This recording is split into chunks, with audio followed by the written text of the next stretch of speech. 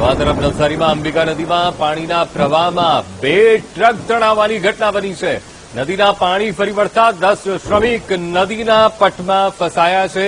અંબિકા નદીમાં રેતી કાઢવા જતા સમયે 2 ટ્રક ફસાઈ. 2 કલાકમાં નદીની સપાટી 8 ફૂટ વધી જતા આ શ્રમિકો ફસાયા હતા.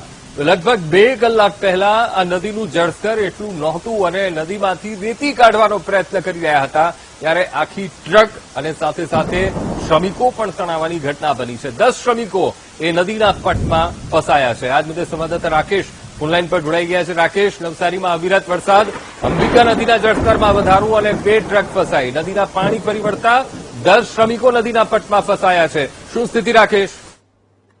ઉપરવાસ સતત વરસાદ વરસી રહ્યો હતો, જેને લઈને વહીવટી તંત્રએ સૂચના પણ આપી હતી, પરંતુ જે નદીમાંથી રેતી કાઢતા હોય શ્રમિકો ટ્રક લઈને નદીમાં રેતી કાઢવા ગયા હતા અને અચાનક જ સપાટીમાં વધારો થતા તમામ જે લોકો હતા, શ્રમિકો ટ્રકમાં હતા, તે તમામ લોકો ફસાઈ ગયા હતા, જેને લઈને વહીવટી તંત્ર દોડતું થઈ ગયું હતું અને ગામના સ્થાનિક તરવૈયાઓની મદદથી આ તમામ લોકોની બચાવ કામગીરી હાથ ધરી હતી અને તમામ લોકોને હાલ બચાવી લીધા છે અને ટ્રકને કાઢવાની તજવીજ હાથ ધરી છે.